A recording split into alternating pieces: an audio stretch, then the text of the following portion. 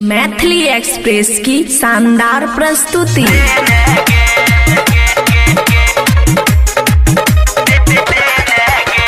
DJ Manish Raxaul.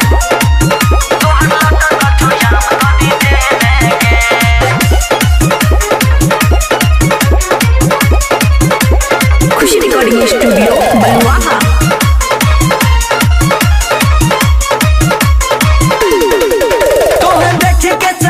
हमर भक्त के ध्यान तनी देने गे,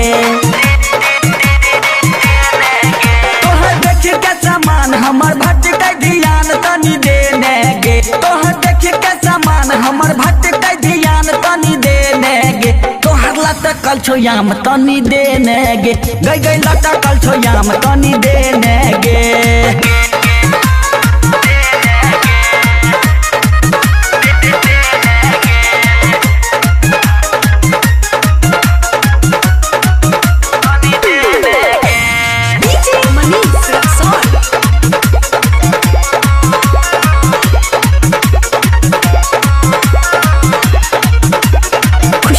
स्टूडियो बलुआहा।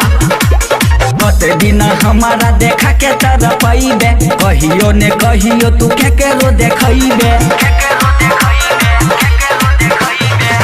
बिना हमारा देखा के तरह पैबे, कहियो ने कहियो तू केकरो देखैबे। झटहा मारा बहु सुबह यार शाम तनी देने गे, झटहा मारा बहु सुबह यार शाम तनी देने गे, तोहर लटकल छो याम तनी देने गे, तोहर लटकल छो याम तनी देने गे।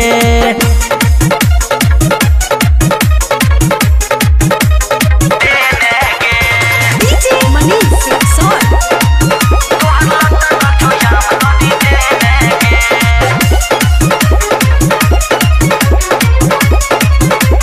खुशी रिकॉर्डिंग स्टूडियो बलुआहा।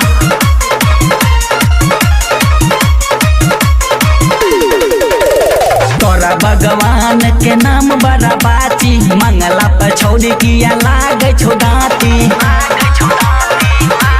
गए गए तोरा भगवान के नाम बड़ा बाची, मंगला पर किया छोड़ी लागे छो दाती। संतोष साजन अमन खाओ सुबह शाम तनी देने गे, संतोष साजन अमन खाओ सुबह शाम तनी देने गे, तोहर लटकल छो याम तनी देने गे, तोहर लटकल छो आम तनी देने गे, तोहर देख के समान हमर भक्त के ध्यान तनी देने गे, तोहर देख के समान हमर भक्त के ध्यान तनी देने गे, तोहर लटकल छो याम तनी देने गे, गई गई लटकल छो याम तनी देने गे।